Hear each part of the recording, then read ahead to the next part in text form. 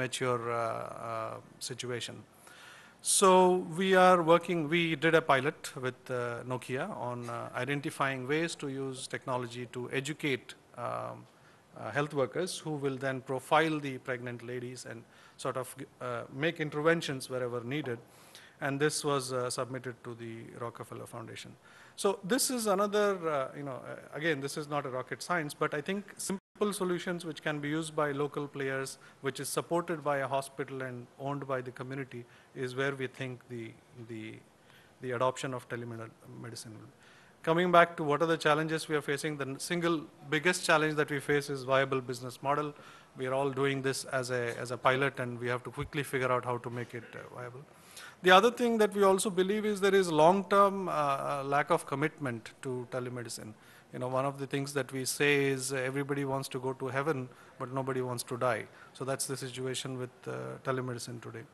There are technology issues, obviously. There are issues with transferring information reliably. More importantly, in the rural setting, like somebody mentioned, there are social issues. There is adoption issue. There is a comfort that you feel when you go see a doctor, and this going in front of a computer or a terminal seems to be a little bit of a limitation. The last part is, even if we were to make a business model around it, whether it will be affordable and afforded by a large segment of people is something that we are concerned about. So that's our take on this issue. Thank you very much. Thanks. Any questions for Dr. Nayak? There's one question there. Anyone with a mic? Can someone send a mic across to the left?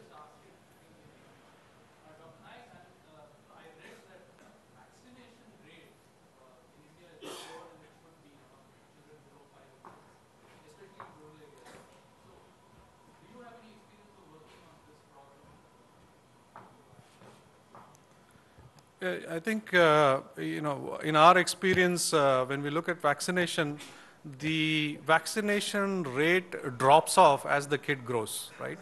So the first 2 or 3 shots are surefire, because that happens in the hospital when the baby is born. So as the family moves out, goes back into their routine life, it becomes difficult. And it's not about, it's not a awareness issue so much, but the convenience issue. In our experience, and we have read that there are some experiments which are being done where families are being compensated for that day of coming to vaccination, and which is working well. I think those are some of the things that could be explored. In terms of technology, I think we have not yet seen in India the vaccine alert system, which is working in the US, I think Text for Baby. So something like that could be extremely relevant, because we have a large penetration of mobile phones, and just having that alert coming to them and sort of closing the loop would help. Thank you. You have Dr. Selva? Dr. Selva has one. Oh, that's the last question. Dr. Selva, please. Yeah, it's probably a comment. I'm Dr. Selva Kumar. Probably a comment more than a question. In fact, I'd like to congratulate you, because we've always been thinking telemedicine is a solution for super speciality. This is what I've been seeing it for the last 15 years. But you have been talking about the medicine and for gynecology and specialists. I think what you've been doing is an excellent study, and I don't think you should give up in any point, because this is going to This is my last conference. No. Well, that's the reason why I'm coming back to tell you, do not give up. Sure. Of course, we all have the same story, but well, we have to look at some point. I'm sure it will go up. Thank you. Thank you. Thank you. Thank you.